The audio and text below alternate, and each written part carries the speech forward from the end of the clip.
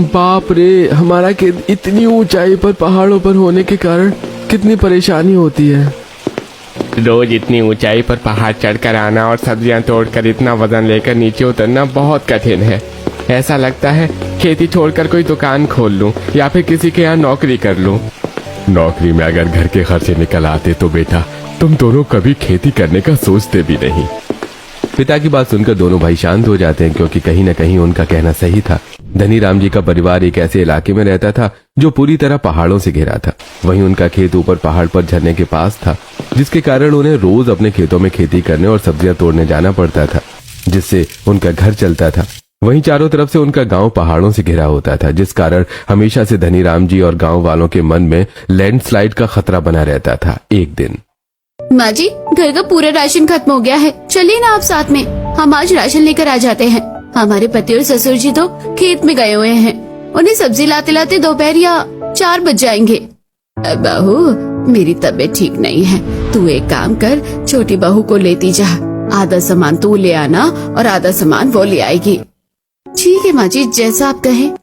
जिसके बाद पूर्णिमा पैसे और झोला लेकर सलोनी के साथ बाजार जाती है और वहां से घर का राशन खरीदकर जब वो वापस घर आ रही होती हैं कि तभी पहाड़ों से एक बड़ा सा पत्थर आकर बाजार की कुछ दुकानों पर गिरता है। वहां खड़े लोग वहीं दुकानों में दबकर मर जाते हैं और सब कुछ लैंडस्लाइड के कारण एक सेकंड में ध्वस्त हो जाता है। ये देखकर दोनों बहुएं हक्की बक्की रह जाती हैं। दीदी, ये 1 सेकंड में क्या हो गया, मेरे तो आंसू ही नहीं रुक रहे। घबराओ नहीं देवरानी जी, जो हो गया सो हो गया, चलो अब यहाँ से। दोनों बहुएं घबराई हुई घर आती हैं। क्या हुआ भाभी, आप दोनों ने दिन में भूत देख लिया क्या, जो ऐसे घबरा रही हो? अगर आप देखती तो आपके भी पसीने छूट जाए, जो मंजर हम देखकर आ रहे हैं। कैसा मंजर बहू?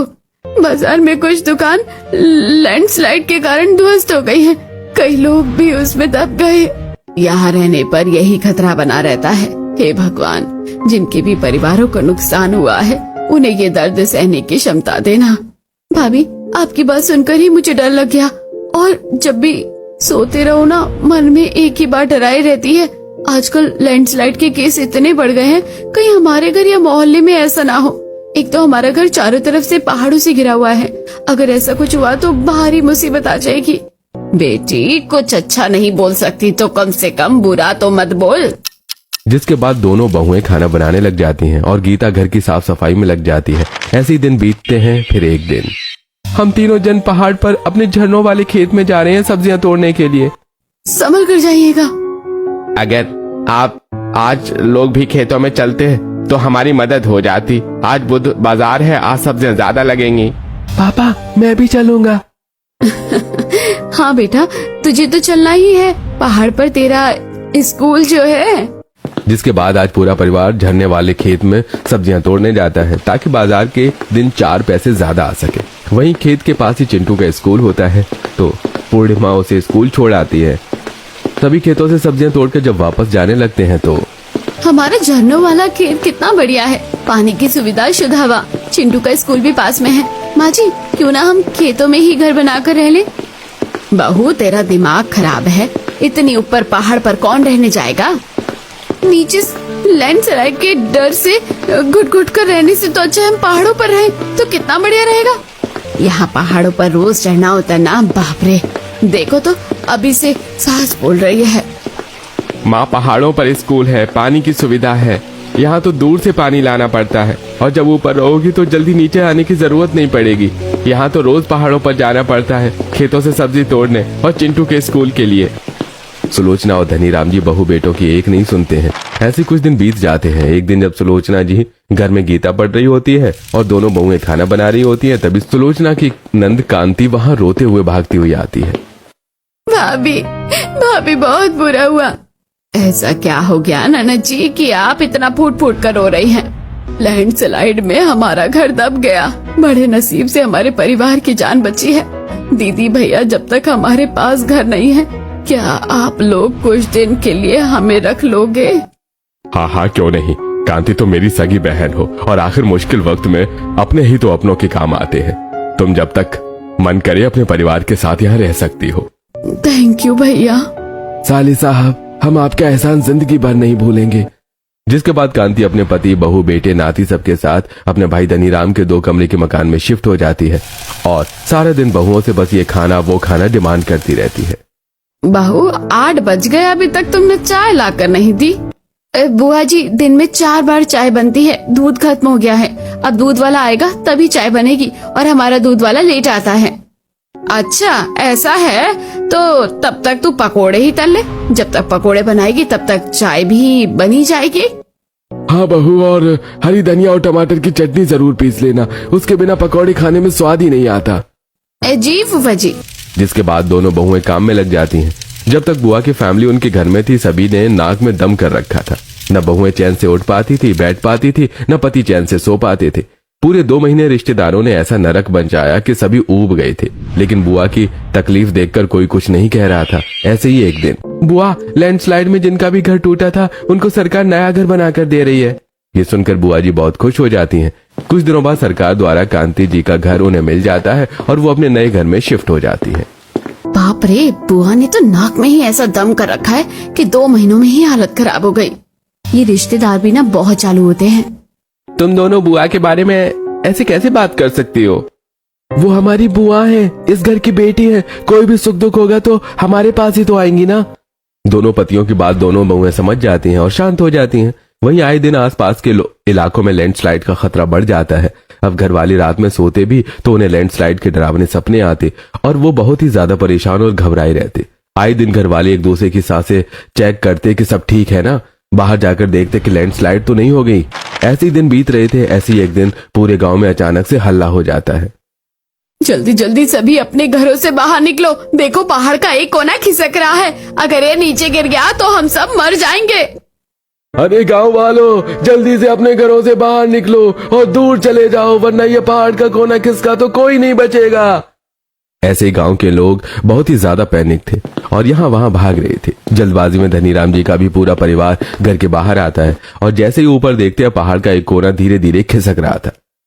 अरे चलो जल्दी यहाँ से, वरना इनमें से कोई नहीं बचेगा। गौतम करण दोनों अपने परिवार को सेव करते हुए घर से थोड़ा दूर जाकर खड़े हो जाते हैं। तभी एक जोर की लैंडस्लाइड होती है और पहाड़ का एक बड़ा कोना नीचे आकर गिरता है। पूरा मोहल्ला तबाह हो जाता है। सभी के घर लैंडस्लाइड में दब जाते हैं। कुछ लोग उसी मलबे में फंसकर मर जाते हैं। कुछ अपने अपनों को खोने के कारण रो रहे थे तो कुछ लोग उनका सब कुछ बर्बाद होने के कारण रो रहे थे। अब वो कहाँ जाएंगे? माँ जी, अब हमारा क्या होगा, हम कहाँ रहेंगे? आसपास किसी रिश्तेदार के घर चले जाते हैं। यहाँ तो तेरी बुआ को छोड़कर कोई नहीं रहता। अजी, यहाँ रुकने से अच्छा हम कांति ननद जी के घर चलते हैं। वैसे भी जब उनके परिवार पर मुसीबत आई थी तो हमने 2 महीने बिना कुछ बोले उनके परिवार की सेवा की और उन्हें रहने के लिए घर दिया। हाँ पापा, अभी तो बुआ के यहाँ जाना ठीक ही रहेगा। जिसके बाद सभी कांति के घर जाते हैं। आप लोग यहाँ क्या कर रहे हो? कांति बहन जी, जीजा जी, हमारा घर लैंडस्लाइड में दब गया, हमारे पास रहने का ठिकाना नहीं है। क्या कुछ दिन के लिए हम तुम्हारे घर में मेहमान बनकर रह सकते हैं? क्या ये कोई धर्मशाला है साले साहब, क्या आप मुंह उठाकर चले आए? अरे मेहमान हफ्ते भर पहले बताकर आते हैं और हमारे घर में इतनी जगह नहीं है कि हम आपके परिवार को रख सके। माफ करिएगा, चाहिए तो कहीं धर्मशाला में अपना ठिकाना देख लीजिए, लेकिन हम इसमें आपकी मदद नहीं कर सकते। हाँ भैया, और मेरी बहू के बस का नहीं है कि वो आप लोगों को बना कर खिलाए। जिनके लिए धनीराम और उनके परिवार ने इतना कुछ किया, आज उनके मुंह से ऐसे कटु वचन सुनकर पूरे परिवार का मन भर आता है और लज्जा महसूस करके वहां से चले जाते हैं और फिर से उसी मलबे के पास आकर बैठ जाते हैं जहां उनका घर था। तुम तो अपनी ननद के यहाँ गई थी, क्या हुआ? बुरे वक्त में कोई भी किसी का नहीं होता। वैसे तुम लोग कहाँ जा रहे हो? सोचा था रिश्तेदारों के यहाँ चले जाएंगे, सबने बहाना बनाकर मुंह फेर लिया। अब तो एक ही रास्ता है, हम धर्मशाला जा रहे हैं। मैं तो अपनी फैमिली के साथ दूसरे शहर अपने भाई के घर जा रहा हूँ। अब यहाँ हमारा क्या ही रह गया। मैं भी सोच रही हूँ अब मायके चली जाऊँ, बच्चों को लेकर पति पहले ही चल बसे और अब यहाँ मैं कैसे रहूंगी। ऐसे ही सभी वहां से चले जाते हैं और रामधनी जी अपने परिवार के साथ वहीं बैठे रह जाते हैं। मम्मा भूख लगी है, मम्मा खाने को दे दो। बेटा, यहाँ अब क्या ही खाने को मिलेगा, थोड़ी देर सब्र कर बेटा, कुछ जुगाड़ करते हैं ना। पूर्णिमा जैसे तैसे बच्चे को बहला रही थी। एक तो घर तबाह हो गया और आज बाहर थे, एक सेठ ने ढेर सारी सब्जियां मांगी थी, समझ नहीं आ रहा कि कैसे सब कुछ मैनेज होगा। ससुर की बात सुनकर दोनों बहुओं की दिमाग की बत्ती जल जाती है। पापा जी, हम यहाँ हाथ पर हाथ रखकर बैठे रहेंगे तो कुछ नहीं होगा। हम खेतों पर चलकर रहते हैं, यहाँ रुकने से अच्छा तो। हाँ माँ जी, पापा जी, हमने पहले ही कहा था यहाँ रहने से अच्छा हम अपने खेतों में चलते हैं। वहाँ सुकून भी है और आराम से भी रह सकते हैं। हमारा खेत ऐसा वैसा खेत नहीं है, झरने वाला खेत है। झरने का पूरा पानी हमारे खेतों में आ जाता है। क्या पानी में रहोगी? हाँ, पानी की वजह से तो हमारी फसलें भी ढंग से नहीं होती। अब देख लो जो समझ आए।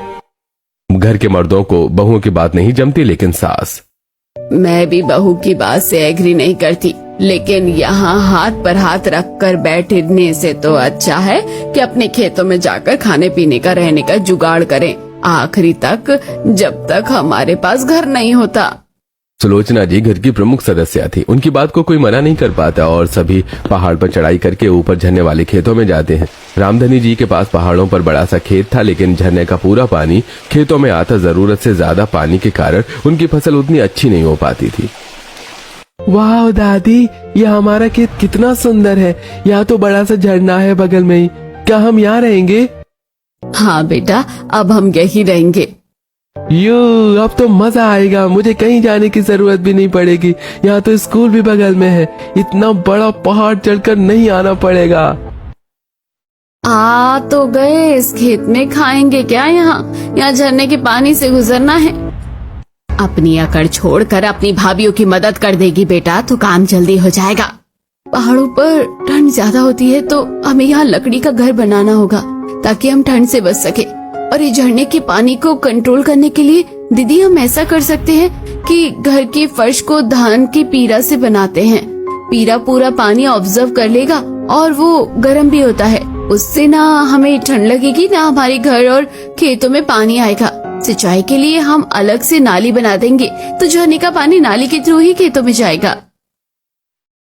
और रही बात लकड़ी की, तो जंगल में तो बहुत सारी लकड़ियाँ ऐसी ही पड़ी हैं। हम जंगल की लकड़ी बीन कर उसमें घर फूस से घर की छत बना देंगे। बस दीवारों के लिए लकड़ी के पल्ले की जरूरत है। हम जंगल से ही लकड़ी के पल्ले भी ले आएंगे। जिसके बाद सभी झरने वाले खेतों में घर बनाने की तैयारियों में लग जाते हैं। जहाँ दोनों बहुएं जंगल में जाकर लकड़ियां बीनना शुरू करती हैं, तो वहीं धनीराम, करण और गौतम जंगल से लकड़ी के पल्ले काट कर ले आते हैं। वहीं गीता और सुलोचना भी मिलकर खेतों में मिट्टी से चूल्हा और मिट्टी के बर्तन बनाती हैं ताकि खाना बन सके। और बहुत समय से भूखे घर वाले कब तक बिना दाल पानी के रहते। दीदी, ये लकड़ियाँ तो बिन लाए हैं हम। ये धन की घर भी आ गई है। हम लकड़ी के पल्ले भी ले आए। जिसके बाद करण और गौतम मिलकर लकड़ी के पल्लों से घर की दीवार तैयार करते हैं और सलोनी और पूर्णिमा घर के और जंगल में बनी हुई लकड़ियों से घर की छत बनाती हैं। जिसके बाद घर में धान का पैरा बिछाकर घर की फर्श तैयार करती हैं और ऊपर से मिट्टी डालकर फिर से पैरा डालती है ताकि फर्श की लेयर थोड़ी मोटी रहेगी तो पानी घर में बिल्कुल नहीं आएगा। अरे वाह बहू, हमारे झरने वाले खेत में घर बनकर तैयार हो गया। ये तो काफी गर्म है। और भाभी, इसकी फर्श भी कितनी बढ़िया है। लग ही नहीं रहा कि यहाँ कभी ढेर सारा पानी जमा होता था। यहाँ तो हमें रात में ठंडी भी नहीं लगेगी, इतना गर्म है ये घर। घर तो बन गया ना, अब भूख लगी है। जल्दी से माँ कुछ बना दो, अब भूख बर्दाश्त नहीं हो रही है। अभी तो घर बना है, घर में कोई राशन भी तो नहीं है, कैसे बनेगा खाना? एक काम करती हूँ, खेतों में सब्जी तो है। सलोनी, चलो हम दोनों सब्जियां को उबाल लेते हैं। अभी उबली सब्जी खा लेंगे तो शाम को सब्जियां बेचकर तेल मसाला और बाकी सामान ले आएंगे। हाँ दीदी, ये ठीक रहेगा।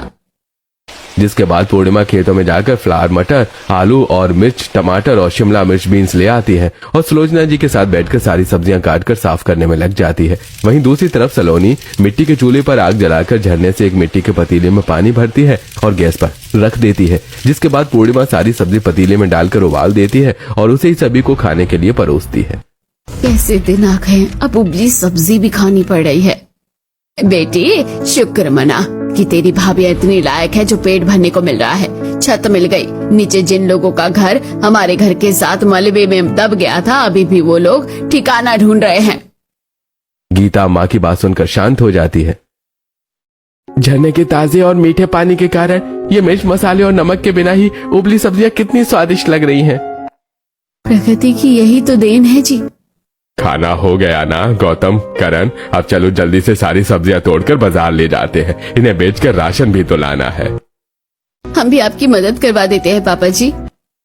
जिसके बाद दोनों बहुएं सास नंद सभी खेतों में जाकर रामधनी, करण और गौतम के साथ में सब्जियां तोड़ने लगती हैं। फिर तीनों मर्द सारी सब्जी एक बोरी में भरकर उसे बाजार में बेचने चले जाते हैं। वहीं झरने वाले खेतों में बहुएं देख रही हूँ सलोनी, पानी के कारण हमारे खेतों में कितनी सारी सब्जियां तो यूं ही सड़ जा रही हैं। सही कह रही हो दीदी, वरना हमें इन सब्जियों के अच्छे दाम मिलते। पहले इन्हीं खेतों से अच्छी फसल होती थी, लेकिन धीरे धीरे झरने का पानी बढ़ने के कारण अब कुछ नहीं होता और परेशानी अलग बढ़ गई है। माँ जी आप चिंता ना करो, अब सब ठीक होगा। क्यों जेठानी जी? हाँ देवरानी जी। जिसके बाद दोनों बहुएं खेतों में भरा पानी निकालती हैं और सड़ी गली सब्जियों को बाहर निकालकर खाद बनने के लिए एक जगह जमा कर देती हैं। अब जब ये पूरी तरह सड़ गल जाएगी तो हम इसे खेतों में डाल देंगे, तब ये जल्दी खाद का काम करेगी। अब तो हमने नाली बना दी है, खेतों में झरने का पानी केवल नाली के संपर्क से ही आएगा और जितना जरूरत होगा उतना पानी हम ले सकते हैं। फिर बहुएं सारी सब्जी के पौधे को सही करती हैं और कुछ नए पौधे भी उगाती हैं। साथ में खेतों में बिघाई बनाकर एक साइड में धान और गेहूं के बीज भी बो देती हैं। शाम में जब तीनों मर्द राशन लेकर घर आते हैं तो सभी खेतों को देखकर हैरान हो जाते हैं। अरे हमें तो यकीन ही नहीं हो रहा कि हमारा ही झरने वाला खेत है जहाँ हमेशा पानी हुआ करता था। तुम दोनों की जुगाड़ की वजह से अब खेतों में ज्यादा फसल उग सकती है। हाँ भैया, इसलिए हमने खेतों में गेहूं चावल के बीज बो दिए हैं। एक साइड गेहूं चावल उगेंगे और दूसरी साइड सब्जियां। सोच रही हूँ थोड़ी सी जगह में सरसों और कुछ मसाले भी बो देते हैं, जिससे एक ही खेत में खाने के लिए भी सब हो जाएगा। और मसाले तो महंगे बिकते हैं। हाँ बहू, क्यों नहीं, तुम्हारा आइडिया गजब का है, कोई दो राय नहीं है इसमें। हम कल ही बाजार से मसाले और सरसों के बीज ले आएंगे। जी पापा जी। गीता चल अपनी भाभीयों की खाना बनाने में मदद कर, जब देखो तब आराम करना है। कर तो रही हो मदद, डांटो नहीं। गीता का स्वभाव थोड़ा सा आकड़ू था, लेकिन वो मन की बुरी नहीं थी। अब जहाँ सलोनी सब्जी काट रही थी तो गीता चावल दाल धोकर पकने के लिए रख देती है और साथ में आटा लगाकर भाभी को देती है। आधा काम तो हो ही गया है, दाल चावल बन गया है और सब्जी भी कट गई है। ठीक है, मैं सब्जी छौंक कर रोटी सेक देती हूँ। फिर पूर्णिमा बाकी का बचा हुआ काम कर लेती है और सभी के सहयोग से खाना जल्दी ही तैयार हो जाता है। जिसके बाद बहुएं सभी को खाना परोसती हैं। मम्मी मुझे और दाल चावल चाहिए। अरे क्या बात है छोटे, तेरी तो खुराक बढ़ गई। चाचू यहाँ का खाना ज्यादा स्वादिष्ट होता है और खाने का मन भी करता है। पुराने वाले घर पर माँ खाना बनाती थी तो बिल्कुल स्वाद नहीं होता था। सही बात है भाभी, गांव में हम गैस पर खाना बनाते थे, वहाँ के खाने में स्वाद ही नहीं था। इसके बाद सभी मजे से खाना खाते हैं और आराम करते हैं। घर झरने के बिल्कुल बगल में था, लेकिन लकड़ी का घर बना होने के कारण घर वालों को बिल्कुल ठंड नहीं लगती थी। जब भी बहू को अच्छा महसूस ना होता तो दोनों बहुएं झरने पर जाकर बैठ जाया करती थी। उनकी सारी चिंता दूर हो जाती थी। एक दिन, दीदी आज तो घर में बहुत काम है, खाना बनाकर कपड़े बर्तन धोना है, फिर खेतों में सब्जियों की सिंचाई भी तो करनी है। इतना बड़ा झरना हमारे खेतों के बगल में है और तुम्हें कपड़े बर्तन धोने की चिंता हो रही है। बाल्टी लगाओ और ढेर सारा पानी भर लो। चलो फटाफट काम करते हैं। फिर दोनों बहुएं खाना बनाकर घर के सारे बर्तन और कपड़े बाहर लाती हैं और झरने के पानी में सारे बर्तन और कपड़े अच्छे से धोकर झरने के बगल में अपने खेतों में रस्सी बांधकर सुखा देती हैं। भाभी अब खेतों की सिंचाई करनी है ना, चलो मैं भी आपकी मदद कर देती हूँ। जिसके बाद गीता, पूर्णिमा और सलोनी मिलकर झरने के पानी में खेतों की सिंचाई करती हैं ताकि फसल अच्छी हो सके। ये क्या, सिंचाई करते करते हमारे कपड़े गंदे हो गए। देख रही हो गीता और सलोनी, कितनी मिट्टी लगी है हम तीनों के कपड़ों में। यार सुबह ही नहाई थी भाभी, अब नहाने का मन नहीं कर रहा है। अगर हम झरने के नीचे नहाएंगे तो फिर भी चलो ना, आज हम झरने के नीचे नहाते हैं। कितना दिन हो गया हमें यहाँ आए हुए, एक बार भी हमने झरने के नीचे नहीं नहाया है। आज ये मजे भी करके देखते हैं। सलोनी की बात से पूर्णिमा और गीता में भी जोश आ जाता है और देवरानी, जेठानी, नंद तीनों लोग झरने के नीचे नहाने जाती हैं। तीनों बड़े मजे से झरने के पानी में नहाती हैं और खूब आनंद उठाती हैं। आज तो यहाँ नहाकर मजा ही आ गया। खेतों के बगल में झरना होने का कुछ तो फायदा है भाभी। कुछ नहीं, बहुत फायदा है। हमने ऐसी जिंदगी कभी गांव में जी ही नहीं जैसे हम यहाँ जी रहे हैं। किसी की चिंता नहीं कि आस पड़ोस वाले क्या बोलेंगे, ना हमारी चीजों में कोई दखल देने वाला है, ना ही नजर लगाने वाला। हाँ दीदी, आप बिल्कुल सही कह रही हो। चलो अब घर चलते हैं, वरना माँ जी डांटेंगी कि कितनी देर से झरने के नीचे नहा रही हो। तीनों घर आकर कपड़े बदल लेती हैं। वहीं दोनों बहुएं घर के साथ साथ खेतों में भी काम संभालती हैं। घर झरने के बगल में था, इसलिए थोड़ी बहुत देखरेख की जरूरत पड़ती थी। पूर्णिमा और सलोनी हमेशा घर की देखरेख करती ताकि कहीं से घर में पानी ना आए और लकड़ियां खराब ना हो। एक दिन, ओह शिट, आज तो चिंटू की टिफिन बनाने में बहुत देर हो गई। अब तो ये लेट हो जाएगा। माँ, कितना चिंता करती हो आप मेरा। स्कूल अब बस 5 मिनट की दूरी पर है। ये तो अच्छा है कि पहाड़ों पर स्कूल होते हैं। अब देखो, मुझे कहीं जाने की जरूरत ही नहीं है और आराम से मैं 5 मिनट में स्कूल पहुँच भी जाऊंगा और 5 मिनट में छूटने के बाद वापस घर भी आ जाऊंगा। हाँ, फिर मुझे भी अपने राजा बेटे की चिंता नहीं होगी। जिसके बाद पूर्णिमा चिंटू को टिफिन देकर उसे स्कूल छोड़ने चली जाती है, जहाँ उसके स्कूल में चिंटू के दोस्त की मम्मियाँ मिल जाती हैं। आप ही हो चिंटू की मम्मी? जी हाँ, क्यों, क्या हुआ? चिंटू मेरे राहुल से बता रहा था कि आप लोग झरने के खेतों में बने ससुराल में रहते हो। बहुत बहादुर हो आप, मानना पड़ेगा। अच्छा लगा आपसे मिलकर। ये सुनकर पूर्णिमा को बहुत अच्छा लगता है कि ऐसे ही दिन बीत रहे थे। दोनों बहुएं ससुर पति के बाजार जाने के बाद दिन रात खेतों में लगी रहती और अनाज और सब्जियों की खूब सेवा भी करती, जिससे कुछ ही दिनों में फसलें बहुत अच्छी तैयार होती हैं और खड़ी हुई सब्जियों की खाद बनाकर डालने से अनाज और सब्जियों को अच्छा पोषण भी मिलता है। अरे, हम इतने सालों से खेती कर रहे हैं, लेकिन हमारे खेतों में आज से पहले कभी इतना अनाज और सब्जियां नहीं होगी हैं। क्यों पापा? हाँ बेटा, तू सही कह रहा है और ये सब बस हमारी बहुओं के कारण ही संभव हो पाया, वरना कभी हमारे इतने अच्छे दिन ना आ पाते। अब तो अच्छे दिन आना शुरू हो गए हैं पापा। चलो अब सब्जी बेच कर आते हैं। आपकी की सब्जी हर बार से ज्यादा ताजी और पौष्टिक लग रही है। फिर दोनों बाप बेटे और धनीराम जी सब्जियां बेचने बाजार जाते हैं, जहां आज पहले से ज्यादा ग्राहक उनके ठेले पर आते हैं। अरे भाई साहब, क्या बात है, आजकल तो आपके यहाँ की सब्जी बहुत बढ़िया आ रही है। इससे पहले ऐसी सब्जी क्यों नहीं लाते थे? अरे, व्यवसाय में उतार चढ़ाव तो लगा ही रहता है साहब जी। बताइए क्या दूं? अरे आलू, मटर, बैंगन, गोभी, साथ में हरी धनिया और मिर्च भी दे देना। राम के कहे मुताबिक करण सारी सब्जियां तोलकर उसके झोले में डाल देता है। ऐसे दिन बीत रहे थे। धनीराम जी की ग्राहक संख्या दिन ब दिन बढ़ती जा रही थी। बाजार में और भी सब्जी की दुकानें थी, लेकिन सभी ग्राहक धनीराम जी के ठेले से ही सब्जी खरीदते थे, क्योंकि उनके यहाँ ताजी सब्जियां मिलती थी। एक दिन, हाँ बहू, सही कह रही हो, जल्दी इसे काटने का काम शुरू करते हैं, तभी तो अच्छे पैसे कमा पाएंगे। अभी तो धान और गेहूं की डिमांड भी है बाजार में। कुछ दिनों बाद दोनों बहुएं पति के साथ मिलकर खेत के गेहूं चावल की फसल भी काट लेती हैं और उन्हें पीट कर धान और गेहूं की बोरियों में भर देती हैं। जिसके बाद करण और गौतम सारा अनाज बाजार की बड़ी मंडी में ले जाकर बेच देते हैं, जिससे उन्हें अच्छे पैसे मिलते हैं। और शाम में, हमें लगता था कि हमारा खेत झरनों के पास है, इसलिए हमारे लिए नुकसान है, लेकिन सलोनी और पूर्णिमा भाभी, आपने तो सब कुछ बदल कर रख दिया। हम जिस खेत को ये सोचते थे कि किसी काम का नहीं है, वो तो हमारी जिंदगी बदलने की वजह बन रहा है। देवर जी, हर चीज काम की होती है, लेकिन हम समझ नहीं पाते, भूल यहाँ होती है। ऐसे ही दिन बीते। अब पूरा परिवार झरने वाले खेतों में पहले से ज्यादा मेहनत करता, जिससे खेतों में रोज ढेर सारी सब्जियां उगती। वहीं बहुएं दाल गेहूं भी उगाती और सरसों का तेल निकाल कर उसे भी बेचती। मसाले भी महंगे दाम पर बिकते, जिसके कारण कुछ ही दिनों में झरने के खेत में रहने वाले ससुराल वालों की स्थिति में सुधार आ जाता है। कुछ दिन ऐसे ही बीत जाते हैं और एक दिन, पता है भाग्यवान, हमारा जो घर लैंडस्लाइड में गिरा था, सरकार उसके बदले घर तो नहीं दे रही, लेकिन मुआवजे में 4 लाख रुपए दे रही है। अरे वाह जी, ये तो बहुत खुशी की बात है। इससे तो हम वही नया घर बनवा सकते हैं। और हमारे पास भी अब घर बनवाने के पैसे इकट्ठे हो ही गए हैं माँ। अब की बार बड़ा घर बनवाएंगे। क्यों? हाँ हाँ, क्यों नहीं, बड़ा महल बनवाएंगे और फिर से लैंडस्लाइड होगा और हमारा घर मिट्टी में मिल जाएगा। पूरा जीवन तो इसी के लिए बना है ना। बहू, फिर हम क्या करें, तू ही बता। पापा जी, हम यहाँ 6 महीने से रह रहे हैं और यहाँ झरनों के खेत में रहकर भी हमें वो सुकून मिल रहा है जो नीचे गांव में नहीं था। यहाँ आने के बाद खान पान, बिजनेस, स्वास्थ्य सब कुछ बेहतर हो गया।